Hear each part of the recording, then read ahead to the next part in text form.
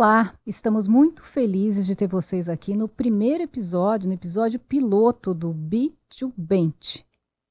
Eu sou a Dani Diniz, estou aqui com a Aline Aquino, somos do ecossistema Great People, Great Place to Work, e nossa ideia é trazer para vocês sempre tendências do mundo do trabalho, seus principais desafios, sua complexidade total que a gente está vivendo, mas também entregar respostas. Então, por que desse nome, né, Aline? A gente começou esse projeto no começo do ano e a ideia é justamente trazer um contexto desse mundo que não para de mudar e respostas das empresas. O que as melhores organizações vêm fazendo para justamente se adaptar a esse mundo do trabalho extremamente desafiador, ágil e complexo.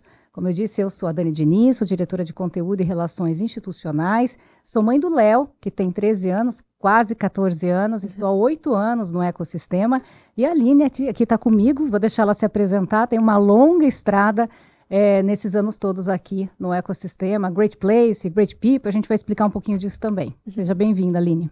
Obrigada, Dani, um prazer dividir hoje aqui esse podcast contigo. Sou a Aline, a Dani já me apresentou um pouquinho, mas eu tenho então aí uma longa trajetória de Great Place to Work, são mais de 3 décadas de Brasil, eu estou quase há 2 décadas fazendo parte desse mundo de gestão de pessoas, do mundo do trabalho. Então, hoje a gente vem contar um pouquinho de práticas, a gente tem uma longa trajetória nisso. Nós começamos no Brasil, né, trazendo um pouco desses insights, dessas melhores empresas, melhores práticas, e temos aí hoje um benchmark de mais de 100 mil práticas que são hoje o nosso grande banco, né, de dados, a nossa riqueza desse mundo. Hoje nós não somos só Great Place to Work, né, apesar de ter também esse grande foco, nós temos um olhar de neurociência para entender o ambiente de trabalho, né, por meio de outras tecnologias, de ciência e até de não só com diagnóstico via Great Place to Work, mas também com modelos de perguntas reduzidas, de pesquisa sem pesquisa, pesquisa sem perguntas. Então, hoje essa é a nossa grande expertise. E além desse mundo do trabalho, né, eu também sou mãe do Pedro, né, o Pedro tem 4 anos agora, recém-feitas essa semana, esposa do Rodrigo, e eles vêm acompanhando aí essa minha trajetória também desse mundo de gestão de pessoas. Há todo esse tempo, né, Aline? Então, assim, a gente tem muita coisa para falar. Como eu disse, né, o podcast, ele traz esse conceito, né, esse propósito de compartilhar as melhores práticas do mercado, e nesse piloto a gente vai trazer um pouco de conceito para vocês, né? Então, assim, como eu sempre digo, o mundo muda, o mundo do trabalho muda e as empresas também precisam mudar as suas práticas. Então, práticas, e aqui estou com a Aline, eu estou há 8 anos, a Aline aí falou quase 2 décadas, né, nesse mundo. Então, a gente observa, pessoal, que ao longo dessa trajetória, são quase 3 décadas, as empresas, as melhores práticas que existiam no passado, a gente está falando aí da década de 90, dos anos 2000, 2010, elas não fazem mais sentido, muitas delas não fazem mais sentido nesse mundo hoje. Então, aí por quê? Porque, obviamente, né, a gente está num contexto completamente diferente, temos até 5 gerações trabalhando, é um mundo completamente diferente do que a gente viveu, vamos colocar aqui 2010, né, não preciso nem ir lá para 1997, né, Aline, que foi o ano da primeira pesquisa do Great Place to Work no mundo. Então, a ideia, justamente, hoje a gente vai trazer um pouco desse panorama de tendências e como algumas empresas vêm reformulando suas práticas para dialogar melhor com esse mundo do trabalho. E a partir dos próximos episódios, a gente vai trazer as empresas aqui, né, para trazer, para compartilhar com vocês aí na prática, né, como elas estão realmente transformando sua gestão de pessoas em práticas específicas. Há algumas práticas relacionadas à cultura, outras a engajamento, outras a práticas relativas à diversidade e inclusão, ou políticas de onboarding, enfim, práticas é o que não falta em gestão de pessoas. Mas a ideia aqui hoje, então, a gente trazer um pouco mais de teoria, né, antes da gente entrar na prática, mas sim, a gente vai trazer também alguns exemplos do que essas empresas vêm fazendo. Nos bastidores, né, Aline, a gente estava comentando, vamos levar um pouco desses desafios que a gente está observando ali na ponta, né? Então, você imagina, são ali, né, são 10 mil clientes que o ecossistema conversa hoje, né, são 10 mil empresas, um impacto ali enorme no número de funcionários, de pessoas que a gente se relaciona. Então, a gente tem ali um universo enorme de desafios, né, e de soluções, né, como consultoria, né, Aline, você tem ali, né, o prato cheio, né, qual que é a grande problemática do momento e como a gente pode apoiar melhor essas organizações. E falando em desafios, o que a gente vem observando aqui, que a gente estava ali no almoço, né, rabiscando, né, dos principais desafios que a gente vem encontrando, um deles tem a ver com o engajamento, né, com a falta de conexão de funcionários com o seu ambiente de trabalho ou com os seus gestores, com a sua liderança, essa falta de sentido, né, do que fazer, né? A gente estava falando um pouco disso. Né? O que está acontecendo? Será que é porque estamos falando de gerações mais jovens, mais novas? Será que é só uma questão da geração Z? Será que tem algo maior acontecendo nessa desconexão que está trazendo o quê? Uma falta de engajamento, isso traz um custo para as empresas, isso traz uma rotatividade enorme também, né? Esse é um dos pontos que a gente debateu. E você vem encontrando isso também, né? A gente estava conversando ali e tanto aparece, né? A gente tem um documento que chama um relatório, um estudo que chama Relatório de Tendências de Gestão de Pessoas, e engajamento apareceu ali nos principais desafios esse ano. Sim, cultura, desenvolvimento da liderança, saúde mental, várias questões que a gente deve abordar aqui, mas engajamento uma delas que está bem frequente. Você vem observando isso nos clientes, né? Quando fala, puxa, eu preciso realmente melhorar o meu índice de pesquisa, não só pelo índice de pesquisa, mas porque estou perdendo pessoas ou porque a rotatividade está muito alta. A gente, né, sempre fala muito dessa importância de diagnóstico, que é de onde a gente veio, para entender quais são esses principais desafios, né? Porque as empresas não são cópia uma das outras, assim como as práticas também não são, né? A gente sempre fala muito sobre isso, né? De que engajar o seu público não tem uma fórmula mágica que se aplica a todas as empresas, a todos os públicos, a todos os perfis. A gente fala muito que discutir sobre melhores práticas, que é o nosso grande objetivo, né, nesse podcast, vai trazer um pouco de inspiração para o nosso ouvinte, para o nosso público, mas não é essa receitinha de bolo, né? De deixa eu pegar essa prática dessa empresa aqui e aplicar na minha, porque isso vai trazer engajamento, vai trazer retorno, e não é assim que funciona. Então, a partir de um diagnóstico, né, bem feito em relação a engajamento, em relação à cultura, onde a gente deve mudar, né, que é como a gente atua, a gente percebe que um dos grandes, né, segredos, apesar de não ter fórmula, mas a gente vê que tem alguns segredos por trás das melhores empresas, é essa evolução constante, né? É sempre se reconstruir, né? E perceber o momento disso acontecer. Porque muitas vezes algumas empresas, elas são ou foram melhores por um período para um público específico e não conseguiram fazer esse processo de transformação. Então, a gente percebe muito que melhores práticas têm a ver com evoluir e se transformar. Algumas práticas evoluem, outras se transformam. O que a gente fala de se transformar, né? Então, a gente vinha conversando já em outros fóruns, né, Dani, também, de que quando a gente começou mais nesse mundo do trabalho, lá pelos anos 2000, que é quando a gente estava ali começando no ambiente de trabalho, eu me lembro ainda de avaliar práticas de empresas que tinham um boom sobre aposentadoria, de como é que a gente prepara os colaboradores para se aposentar, que a gente traz ali de práticas relevantes, e nós tínhamos uma imensidão de práticas, né, relacionadas a isso, tanto preparação para o lado financeiro e principalmente aquela preparação mental, né, psicológica para isso. E hoje as empresas se transformaram. Eu me lembro, por exemplo, de uma prática da Caterpillar que foi uma readaptação desse modelo, né, que é uma prática que traz de volta os aposentados para dentro da empresa. Por quê? Porque hoje nesse modelo de transformação, a gente não fala mais tanto de aposentadoria, e ao contrário, as empresas estão trazendo as pessoas seniors de volta, né, recontratando, fazendo programas como esse, de como é que eu trago essas pessoas para dentro de casa. E a Caterpillar fez uma coisa muito legal, que foi, quem melhor do que as pessoas que passaram tantos anos da sua história aqui dentro para contar para essas novas gerações, os novos entrantes, o que é de fato essa empresa, o que são os valores, o que é a cultura, o que é o nosso negócio, que também é um ponto, acho que relevante, que a gente vai falar. E eles voltam, então, para fazer parte do programa de onboarding, né? Eles são convidados, voltam os que querem, e é praticamente a totalidade, né, que quer fazer parte disso, para readaptar, para colocar ali o seu toque pessoal, né, que tem muito essa humanização também nessas relações, de o que é essa empresa, segundo a minha visão, que fui colaborador por tantos anos, né, uma empresa que vem se adaptando, que vem mudando, etc. Então, essa mescla, né, entre o se aposentar com estar de volta à empresa e sentir que eu sou, né, útil, que eu sou ali, que eu estou engajado por muito mais tempo, que vai além da minha carreira. Não, é fantástico, né? Acho que a questão da aposentadoria, né, é uma prática, é um exemplo de prática de transformação e de evolução.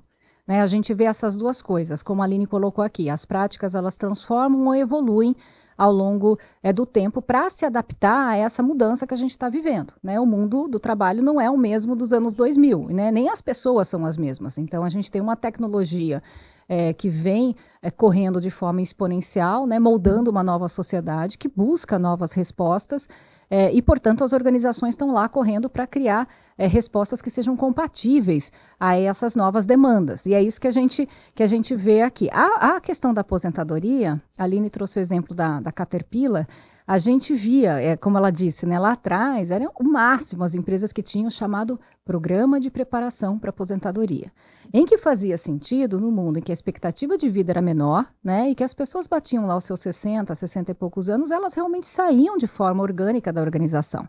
Né, Aline? Então, isso assim, era tido como uma boa prática, se recebia ali uma estrelinha, né, mais pontos, porque olha só, essa empresa está preocupada com a política da porta para fora. O que a gente vê hoje, um exemplo como o da Caterpillar, que traz de volta esses funcionários, né, para engajar os mais novos, ou empresas que têm a política de porta para dentro, né, que criam seus programas de contratação de seniors. Né? Então, também era uma prática que não existia em 2005, em 2010, e começa a existir pós ali 2015, mais ou menos, a gente começa a ver, obviamente que teve ali, né, um processo meio hollywoodiano com o filme lá, O Senhor Estagiário, quem não viu, veja, né, e que começou a despertar isso, né, esse choque de gerações, que não é bem choque, né, como que eu posso aproveitar o melhor de pessoas que estão vivendo mais e que podem sim trabalhar por mais tempo na organização. Então, olha só que interessante, a sociedade muda, as empresas começam a mexer nas suas práticas. Então, o programa de preparação para aposentadoria que existia, ele passa a não fazer mais sentido. A Volvo, né, a gente pode citar o nome das empresas aqui, né, Aline, porque foram clientes, mas assim, são exemplos de benchmark, o cerne aqui do nosso programa, compartilhar as práticas. Ela tinha um programa lá chamado Viking, se eu não me engano, que era assim, era o benchmark do benchmark quando a gente falava desse programa de preparação para aposentadoria. Conversando com o pessoal da Volvo, eu falei, a gente não tem mais. Então, assim, na verdade, a gente está contratando pessoas com 65, com 68, com 72. Então, que sentido tem?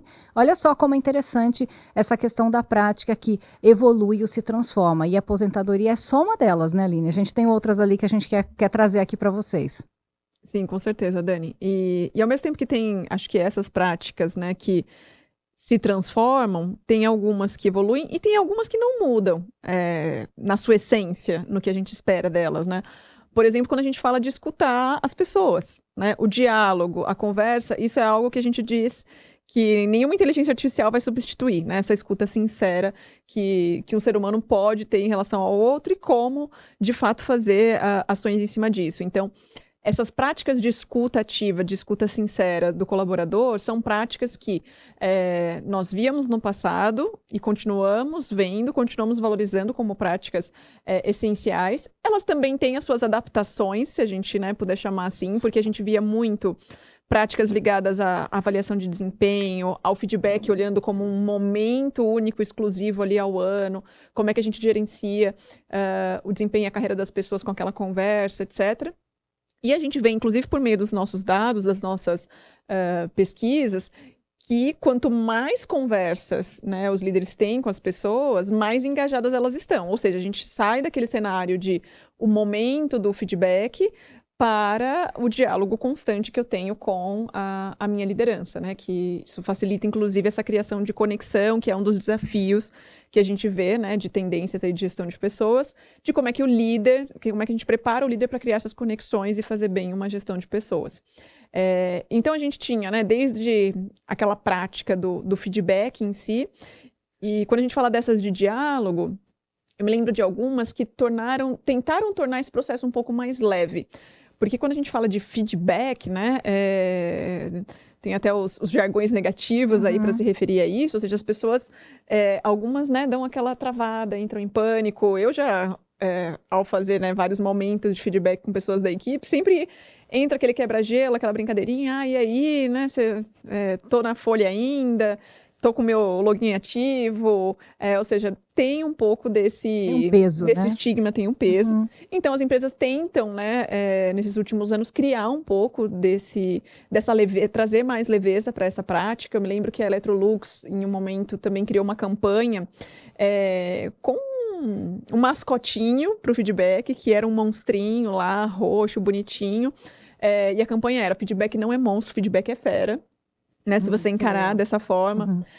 A Air Liquide também criou nos momentos aí dessa campanha de junho, julho, as festas juninas e julinas, essas comemorações, eles criaram ainda na pandemia um cartãozinho virtual que era o feedback elegante, né, remetendo aí, para quem não conheceu daquela época das quermesses, o correio elegante. Será que ainda existe o correio elegante?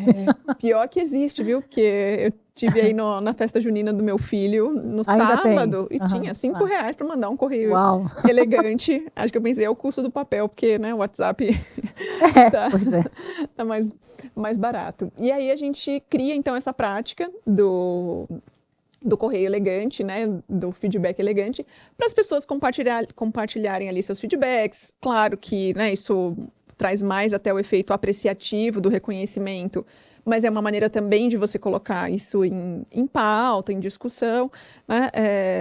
Em compensação, a gente tem outras empresas que colocam isso também associado a valores, a cultura, as competências esperadas, associam, né, esse momento a você conseguir conectar as pessoas àquilo que faz parte da cultura, né?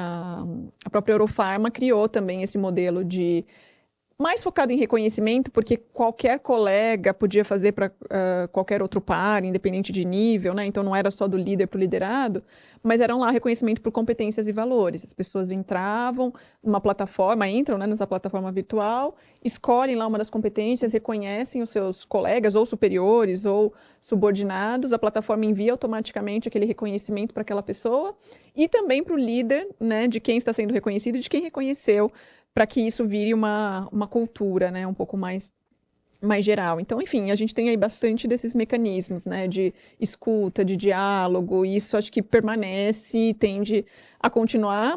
Veremos, né, daqui uns anos.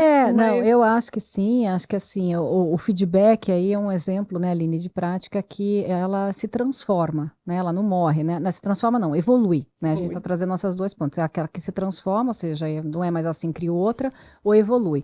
O feedback não morre, eu duvido que vai morrer, né, até as próprias pesquisas, nossas pesquisas mostram que quanto mais o funcionário, ele tem a percepção de ter mais feedback, né? Tem uma pergunta clássica: quantos feedbacks você recebeu ao longo do tempo?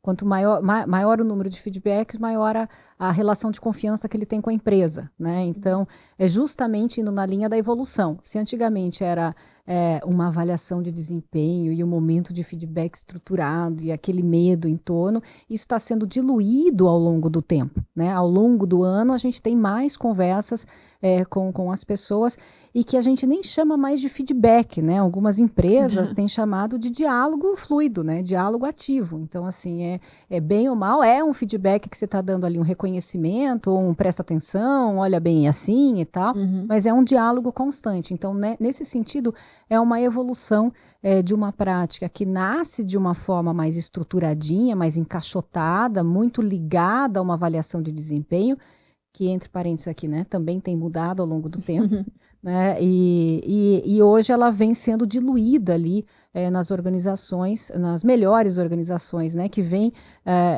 colocando isso de uma forma constante. Aliás, grandes líderes, né, de pessoas, né, CEOs ali, mundialmente famosos, e aqui no Brasil também, sempre falam isso, né? Quando perguntam, não, qual que é a sua melhor prática, o que você faz de diferente, o que você colocaria? Várias vezes, ou já li, ou já ouvi esses líderes falando que é a prática de ouvir. Né? Então, o Satya Nadella, né, no livro dele, Aperte o F5, ele tem um capítulo que ele fala só sobre a importância de ouvir os funcionários, né, que é a forma como ele entendeu o que estava acontecendo naquele ambiente Microsoft quando ele assume a organização e como ele faz o processo de mudança a partir da escuta.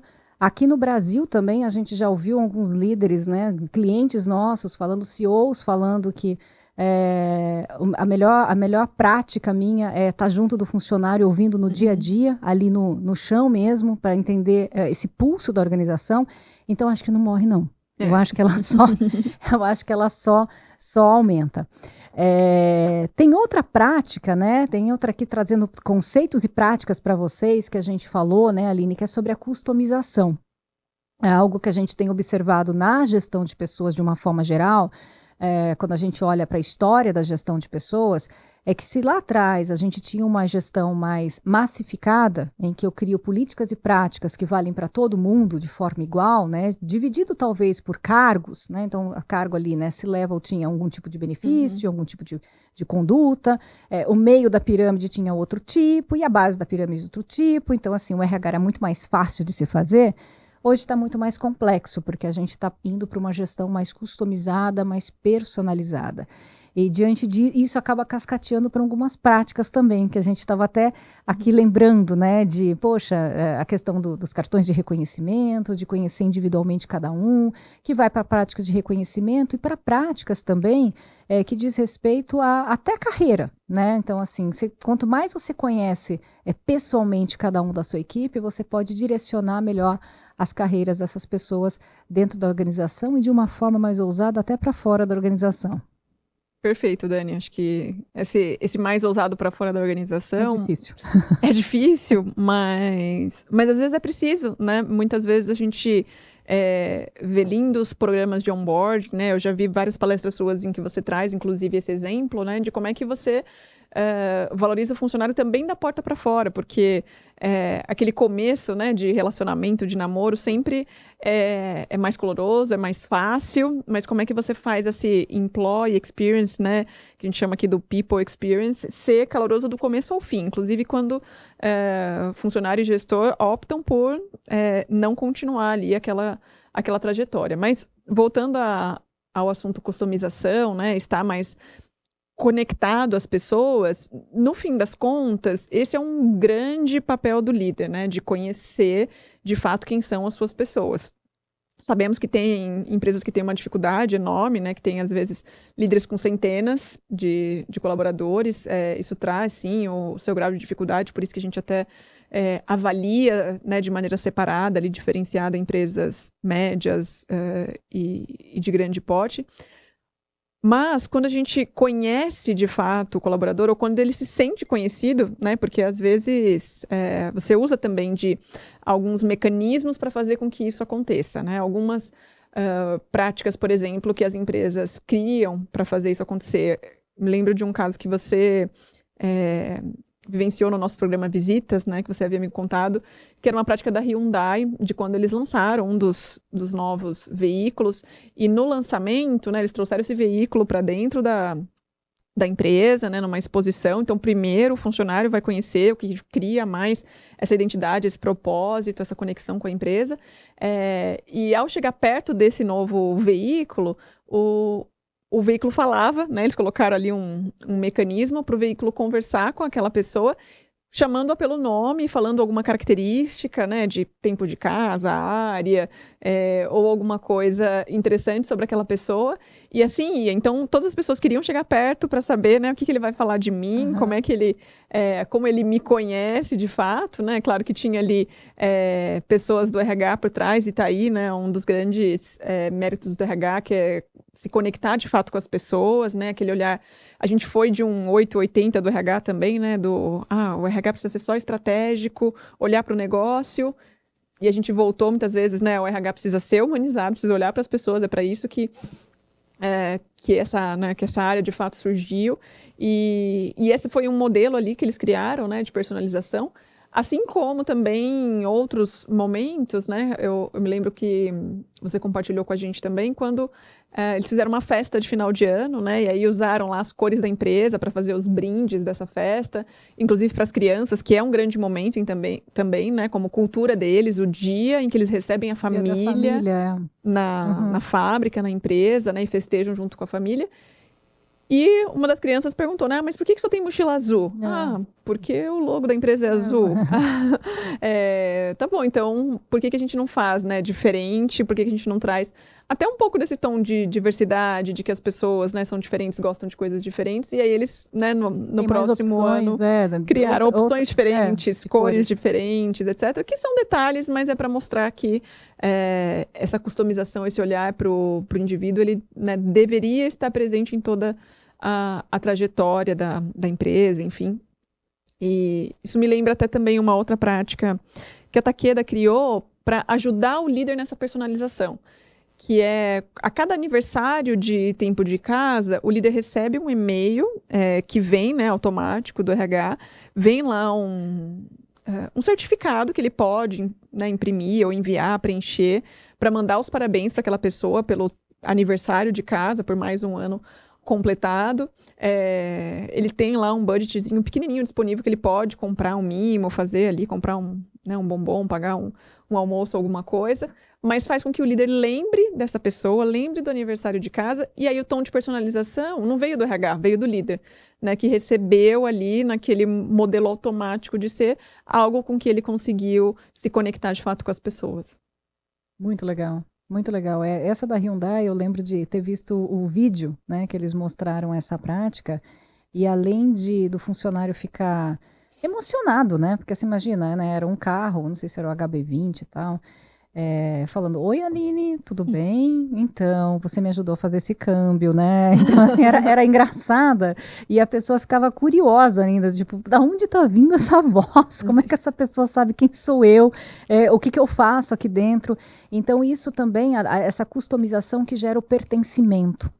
A gente fala muito de pertencimento hoje, a gente começou falando aqui no episódio, né, que um dos grandes desafios hoje de gestão de pessoas é o engajamento, é essa conexão. E aí nossas pesquisas e pesquisas de mercado falam que quanto mais a empresa consegue mostrar para cada um, né, o valor dele ou dela ali na organização, né, como cada um impacta o seu negócio e explicar realmente o que faz a empresa, o nível de engajamento aumenta até 5 vezes. Né? Então, assim, quanto mais você sabe por que você está trabalhando, o que faz aquela empresa, afinal de contas, né? A gente trabalha para quê? Né? Qual que, no final de contas, eu levanto todo dia aqui fazer o quê? Algo maior, você aumenta o nível de engajamento. Então, essa prática do carro, né, além de ser uma sacada bem legal e ser curiosa, ela aumenta o nível de pertencimento, porque as pessoas sabem exatamente o que elas estão fazendo lá. É o resultado do trabalho de cada um na prática, na ponta. Né? O carro está pronto, vai sair daqui, né? Tá pronto, vai para o mercado. E eu sou responsável pelo câmbio, pelo pneu, pela roda, não sou a pessoa mais entendida para falar de carro, mas enfim. É justamente gerar esse senso de pertencimento a partir de uma customização, né? É bem interessante, isso é uma tendência que a gente vem observando nas melhores empresas de uma forma geral. Falando em customização, né, você falou dos cartõezinhos também, né? Lá atrás, e no carro a gente estava conversando, lembro de uma prática da Starbucks, né, na época o CEO da Starbucks, o Howard Schultz, que ele escrevia cartãozinho por cartãozinho de aniversário para os seus funcionários, né? E foi assim, uma coisa que surgiu dele, né? Obviamente junto com a área de gestão de pessoas, e isso que você trouxe é bem importante, né, Aline? A gente percebe que a área de gestão de pessoas fortes, essa liderança do RH, né, quanto mais forte, mais próxima da liderança da empresa, maior efetividade nas práticas a gente tem, né? Consegue, né? Então, essa liderança de RH que está conectada com o que está acontecendo no mundo, é que eu sempre falo nas palestras para as empresas, né? Quanto esse RH ele tem que olhar muito bem para dentro, para entender sua cultura, seu propósito, seu time, mas também está com o olhar para fora, para ver o que está mudando para fazer para transformar ou evoluir suas práticas. Falar, não faz mais sentido, né? Olha lá fora, olha aqui dentro. Olha lá fora, olha aqui dentro. E o Howard Schultz escrevia esses cartõezinhos de aniversários. Imagina, sei lá, tinha 10 mil, 20 mil funcionários, né? E hoje eu percebo que algumas empresas adotaram isso, né, por meio ali de até áreas correlatas ao RH, que são as áreas de felicidade, né, que tem até o cargo, né, do Chief Happiness Officer, né, o chefe de felicidade no trabalho, que está dentro do RH ou ao lado do RH, falando em tendências também, que é justamente para fazer essa ponte, para conseguir customizar mais as práticas. Porque pensa bem, né? A gente está falando aqui, a customização é uma tendência. A gente vê empresas fazendo isso. Mas não é fácil, é super complexo. Você saber, você tem um time lá de 100 pessoas, né? Conhecer todo mundo por nome, né? Por gosto, por sonho. Você tem família, você é casado, você tem filho, como é o nome do filho. O ideal é saber tudo. Né? Só que é complexo, então algumas empresas estão aí criando, né, mecanismos para facilitar essa gestão ali da customização.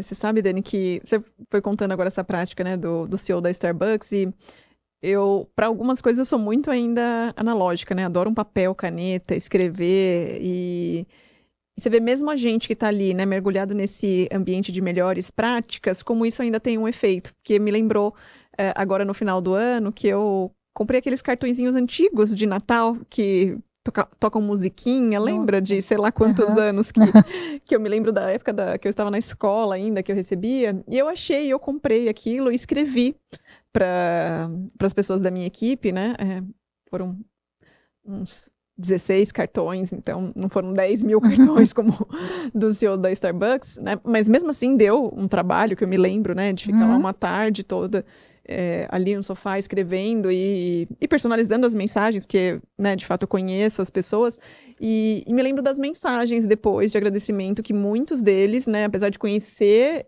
todas essas melhores práticas, estarem mergulhados nisso, me retornando, né, falando que legal, né, obrigada pelo presente, pelo cartão, por você ter escrito à mão um cartão de Natal para mim. Então as pessoas valorizavam esses detalhes, né? Eu mandei um presentinho ali personalizado, também com o nome das pessoas, a maioria eu sabia as cores preferidas, então o pessoal falou, que lindo, você me mandou essa carteirinha amarela do jeito que eu gosto, e escreveu à mão. Então tem esses detalhes que ainda fazem diferença, né, para as pessoas nesse mundo que às vezes a gente fala, né, de tudo é ágil, tudo é para ontem, tudo é tão digital, né, que às vezes esse desacelerar faz um efeito bastante grande na vida de algumas pessoas.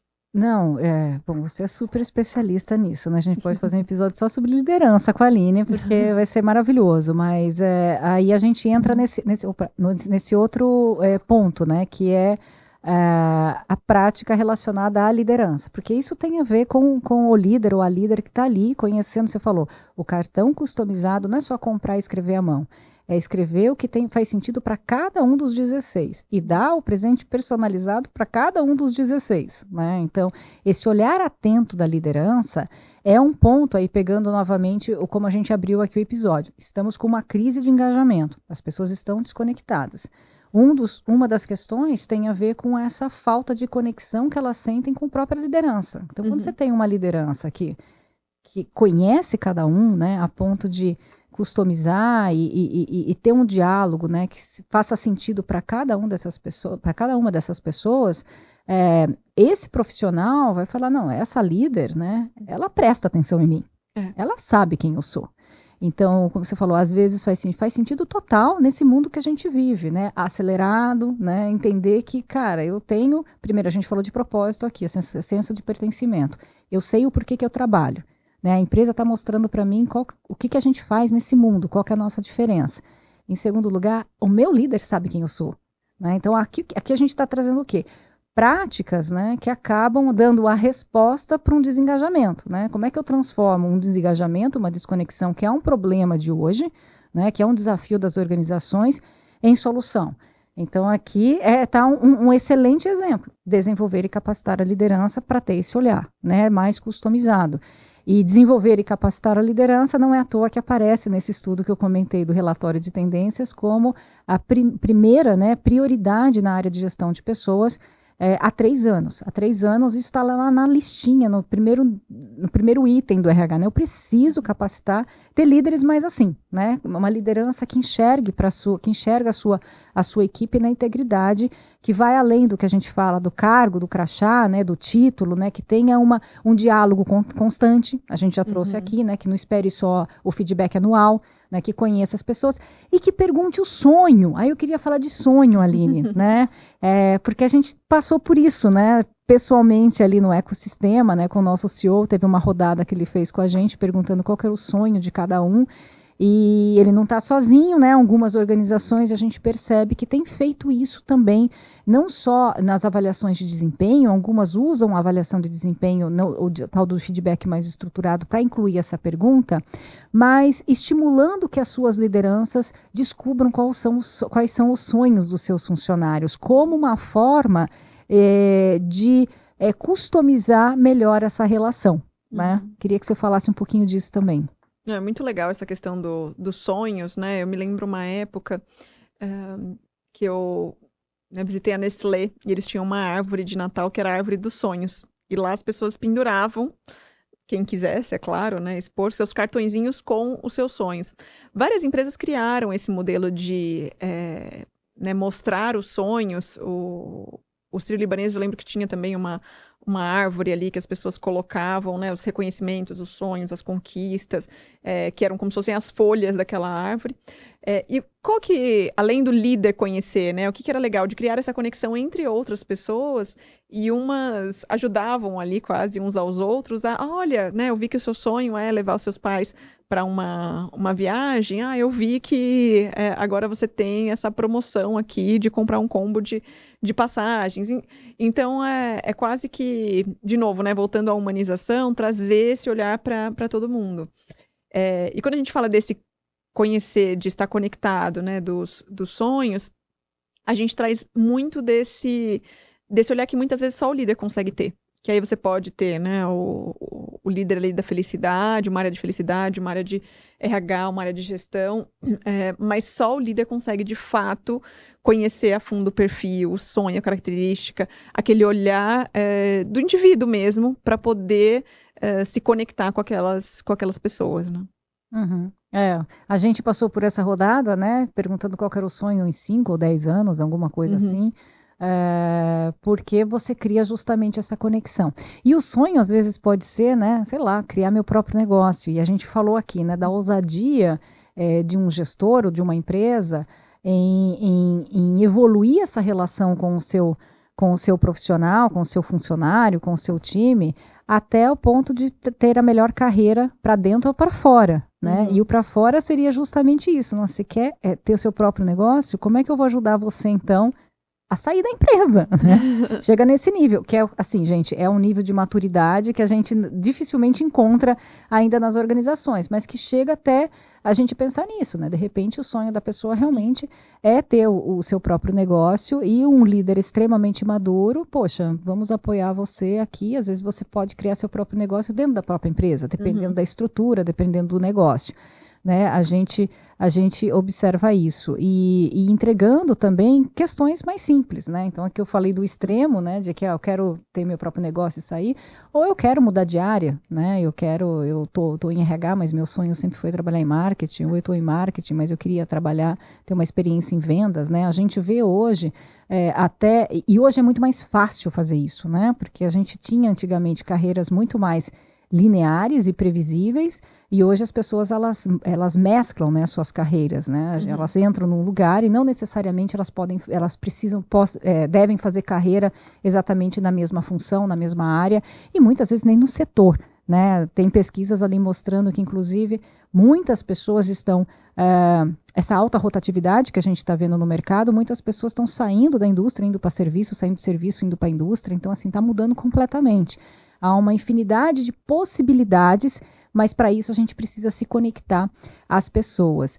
E falando em carreira, né, tem uma prática, e aí uma prática que eu me lembrei agora, você comentando sobre a questão do onboarding, sobre toda a questão da people experience, né, que a gente chama de people experience aqui no ecossistema, do McDonald's, né, porque tinham muitas pessoas ali com anos de carreira e eles criaram um mecanismo, um evento, se eu não me engano era um evento, para estimular as pessoas a refletirem sobre suas carreiras. Né? Sabe aquelas pessoas que estão há muito tempo e já não conseguem evoluir muito, estão ali meio que já perderam o engajamento, estão ali um pouco encostadas e também não têm coragem de pedir demissão, e a empresa, por outro lado, também não tem uma cultura de demitir.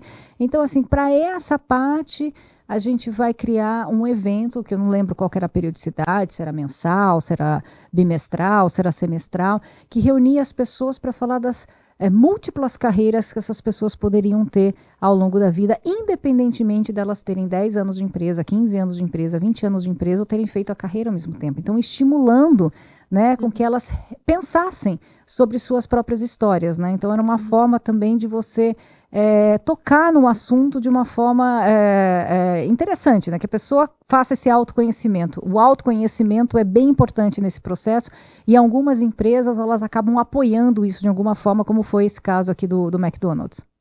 E isso me lembrou, Dani, uma prática da Novo Nordisk de Montes Claros, farmacêutica, que eles fazem uma feira de carreiras e convidam, né, as pessoas a contarem sobre suas carreiras lá dentro ou fora, né, de como é que elas chegaram até ali, se elas trilharam, né, uma carreira mais linear, de comecei aqui como aprendiz, etc, né, me tornei hoje gerente, diretor, diretora, ou não, né, eu vim de outro negócio, eu vim de outro setor, eu fui empreendedor e hoje estou aqui, eu tenho ainda um sonho de ir para um outro modelo, e aí eles criam como se fosse uma feira mesmo, né, os quiosques ali para você conversar, parar, debater, apresentações, palestras, tudo isso para incentivar também as novas, né, gerações, mas também quem já está lá há muito tempo, a entender um pouco de possibilidades, né, que a empresa oferece, que a empresa incentiva. Então acho que esse é um modelo muito legal quando a gente fala,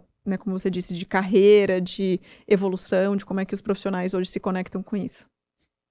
Até porque a carreira é um assunto que vem mudando muito, né, ao longo do tempo. A gente está trazendo sempre aqui a nossa experiência de quase 3 décadas, né, são 27 anos ali. Quantas práticas a consultoria já mapeou? Mais de 100 mil práticas, 117 mil práticas. Imagina o repertório que GP Consulting, né, como a gente chama, Great People Consulting, tem em todo esse histórico, né, avaliando práticas que ao longo do tempo fizeram sentido e foram se transformando e evoluindo para hoje. E carreira é um pilar da gestão de pessoas que vem se transformando de forma acelerada, né? Então a gente vai do plano de carreira, que era muito mais, como você mesmo disse, linear, previsível, né?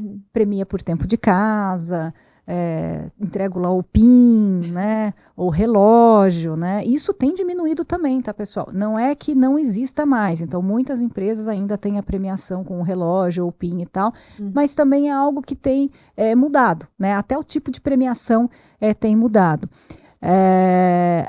E aí a gente passa por um outro estágio dessa carreira, que é chamada a trilha ou mapa de carreira, né? Porque não é tão plano.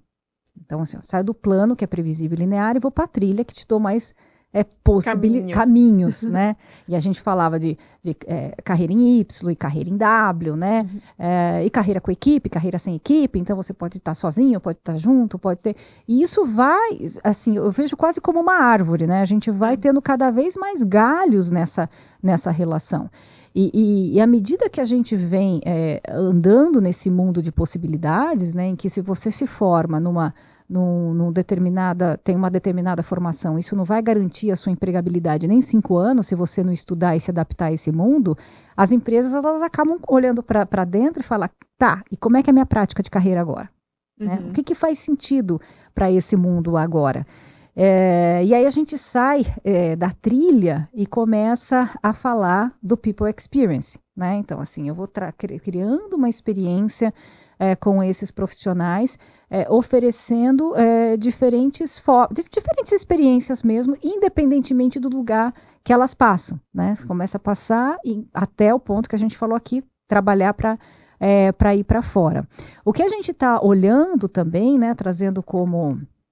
eu vou trazer antes de falar dessa outra, depois você me cobra de lembrar dessa outra coisa um pouquinho mais nova, mas é sobre recrutamento interno, né, que é uma prática que sempre foi muito bem vista nas organizações, né, você aproveitar o seu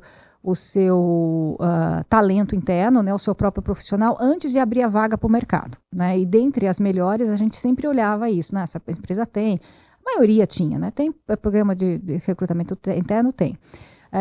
O que eu pessoalmente observei em algumas organizações? Elas tinham a prática de recrutamento interno, e é o que algumas pessoas que estão nos ouvindo podem até falar, putz, a minha é assim, né? Mas eu preciso, para me candidatar a uma vaga, eu brinquei aqui, alguém que está em RH e que é para marketing e tal, eu preciso pedir autorização do meu chefe. Acho que você já viu isso em algumas organizações.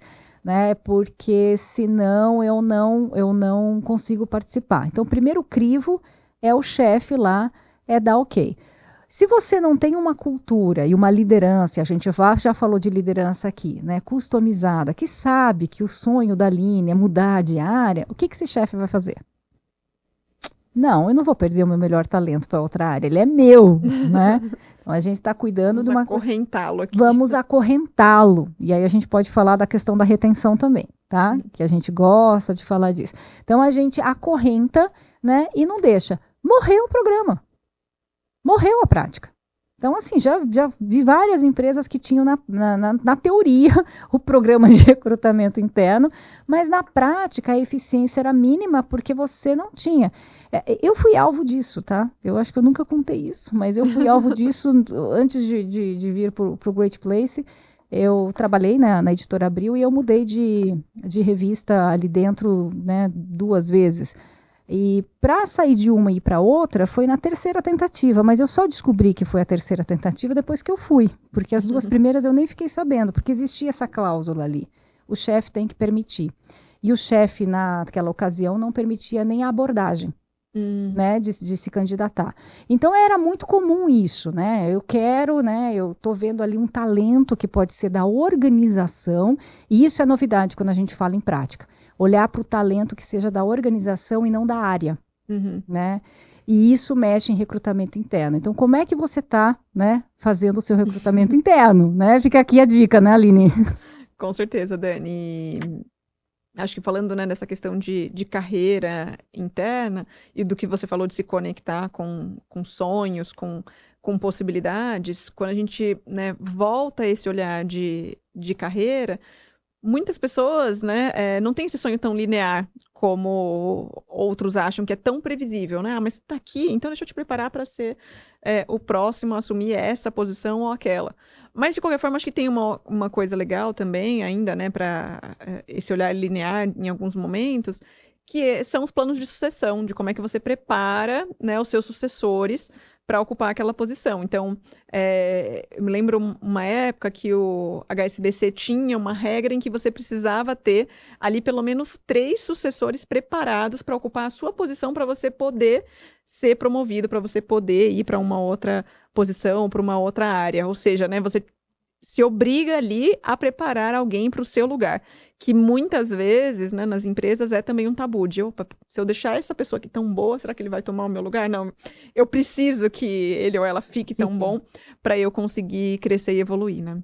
Perfeito. E eu acho que, Dani, assim, para né, falar e fechar aí alguns dos temas que acho que você sempre traz, né, nas suas palestras, se quiser também comentar sobre isso, já que é um bate-bola aqui de práticas e de assuntos, eu diria que uma grande tendência, né, que a gente viu principalmente nesse mundo pós-pandêmico, em que muitas práticas que não existiam passaram a existir, e algumas que a gente sequer imaginou que poderiam um dia surgir no mercado, né, e surgiram, que estão muito relacionadas hoje à flexibilidade, né? Você fala uma frase que eu adoro, porque, né, ela serve para mim, inclusive, que flexibilidade é a nova remuneração.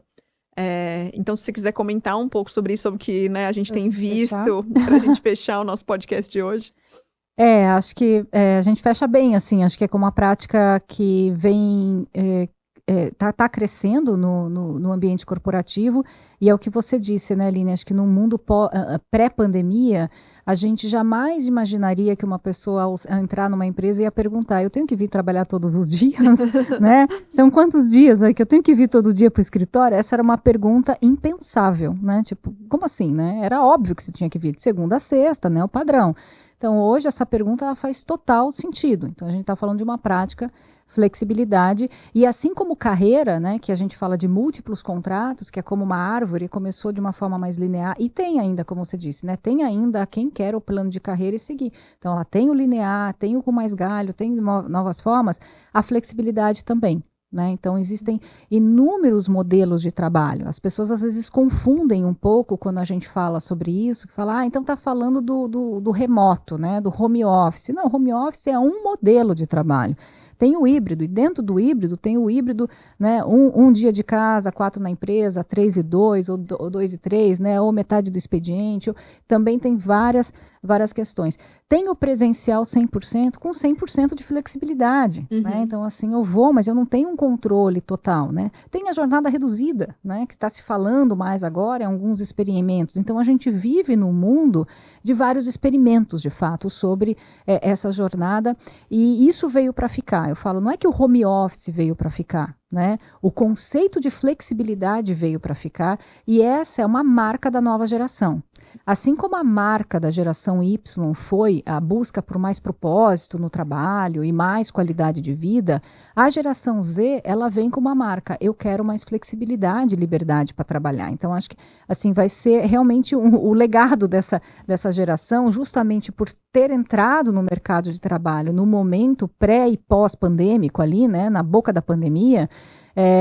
E no mundo tecnológico, com inteligência artificial, que permite você fazer inúmeras coisas, né, inúmeras tarefas de qualquer lugar, não faz mais sentido a gente não olhar para a flexibilidade.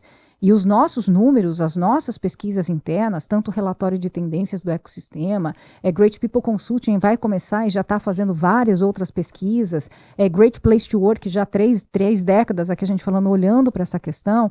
As melhores empresas, elas têm ali, 80% já trabalham com modelo híbrido, né? Boa parte tem uma política estruturada de home office, 20% estão experimentando de uma forma ainda como projeto piloto a jornada reduzida. Então, é uma prática, de fato, que vem, né, nas suas inúmeras formas e que veio para ficar. Voou, eu estava olhando ali, eu estava até me confundindo com o reloginho, mas a gente chegou ao fim ali, né, do piloto, né, podcast B2Bench. Então, assim, foi realmente um prazerzaço estar aqui com você, trocando essa bola, falando tanto de práticas. Obrigada. Obrigada a você, Dani. Adorei. É algo que a gente sempre faz, né? Sempre fez. Mas que bom a gente poder compartilhar isso com mais e mais pessoas. Espero que as pessoas aí tenham curtido também, né? O nosso primeiro experimento, de vários que virão com mais convidados aí. As empresas contando de fato como é que foi na prática. Experimentar e vivenciar essas novas transformações no mundo do trabalho. É isso aí. A gente só deu aqui um gostinho para vocês hoje, né, conceitualmente. Os próximos terão ali os cases na prática, né, trazendo de fato essa transformação, evolução. Mas, enfim, para vocês ficarem aqui atentos ainda mais aos nossos conteúdos, acho que vai estar aqui em algum lugar, me prometeram que em algum lugar vai estar, né, para vocês assinarem a nossa newsletter, seguirem as nossas redes sociais também, Great People Consulting, Great People BR, as nossas redes sociais também, né, estamos no LinkedIn, a Aline e eu também, a gente está aqui no LinkedIn, a Aline aqui, no Daniela Diniz.